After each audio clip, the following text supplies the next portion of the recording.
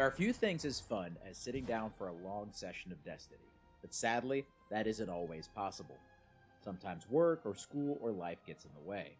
So, what should you do when your time is limited, but you still want to get in some gaming and get some guaranteed loot? After looking at all the different activities you can do in this game, I picked out 3 great ways to spend 30 minutes in Destiny. How were these choices made? There were 2 main criteria. Number 1, no LFG required. LFG is usually great, but a bad group or a lack of groups can quickly use up all your time and energy with nothing to show for it. And number 2, minimal RNG.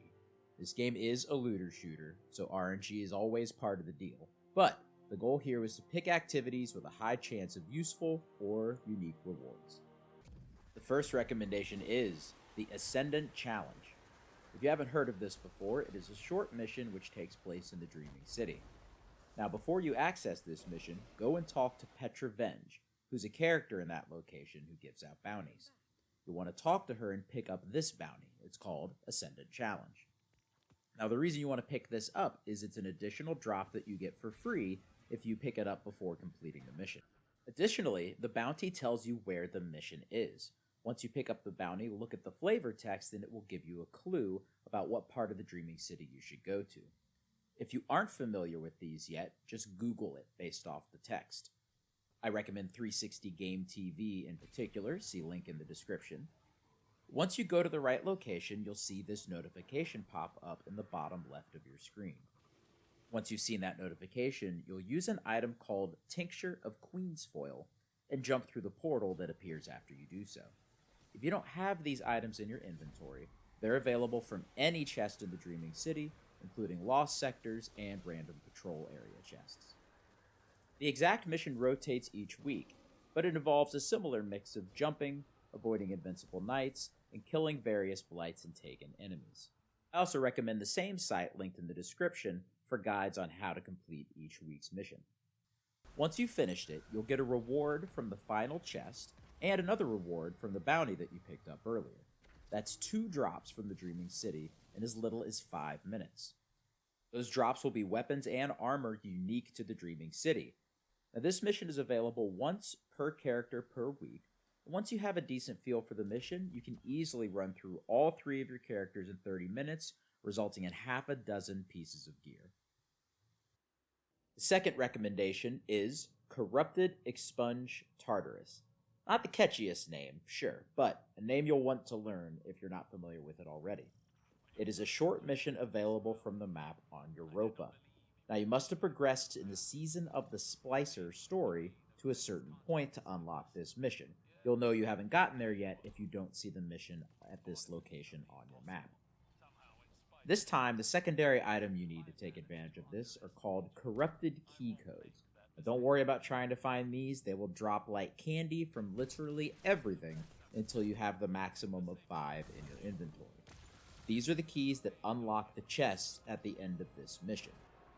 This mission is super easy and super quick if you use this simple skip that does not require any advanced movement techniques. Just jump up on this box and then jump over the wall here instead of bothering with shooting all the invincible cubes and all the other stuff you'd have to do otherwise. Between 3 and 5 minutes and you'll be done. And at the chest at the end, you will always get either a double perk weapon, meaning there's a choice of perks in the final column, or very high stat armor, possibly the best armor in the game. Now, this chest can be opened 3 times per character per week. If you run the mission after that on the same character, you can open the chest, but you won't get anything special out of it. Once you've run the mission a few times, you should be able to use all 5 of those key codes that were in your inventory within a half an hour. Alright, our third and final recommendation is called Double Bounty Disgraced.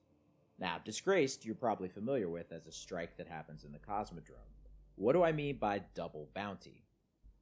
Simple. It means you don't run the strike until you've picked up the bounties on 2 separate days. First, log on before reset, which happens at 9 a.m. Pacific every day, and grab every bounty that could apply to a strike on the Cosmodrome, including those that would apply anywhere. Specifically, that means Banshee, Zavala, and Shah Han for weapons, strikes, and Cosmodrome bounties, And also any seasonal vendors you've unlocked, such as the Wayfinder Compass from this season or the Splicer Servitor from a previous season. You'll notice most of their bounties apply no matter what activity you're doing. So pick up the bounties from all these vendors before reset, then do the same thing again after reset.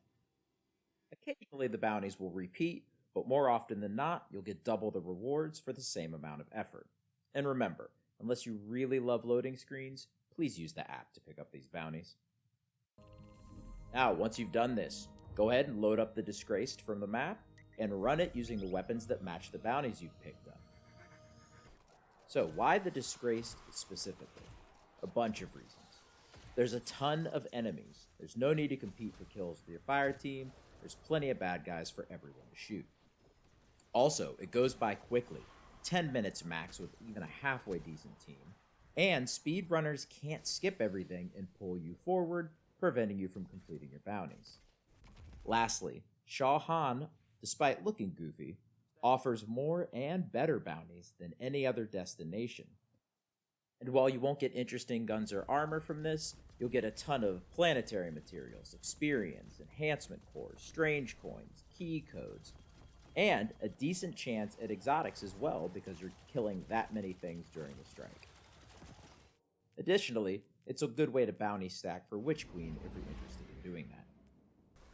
So there you have it, 3 great ways to spend a half an hour in Destiny, ways that'll give you guaranteed rewards without having to worry about finding a team on LFG or getting a god roll with RNG. Now the Corrupted Expunge mission will be going away when Witch Queen arrives, but the other 2 options here will remain, and I'm sure we'll have some new choices as well. Now, if you have any recommendations of your own about how to spend a half hour in Destiny, let me know. Thanks for taking time to watch, and like and subscribe if you're interested in seeing more videos like these in the future.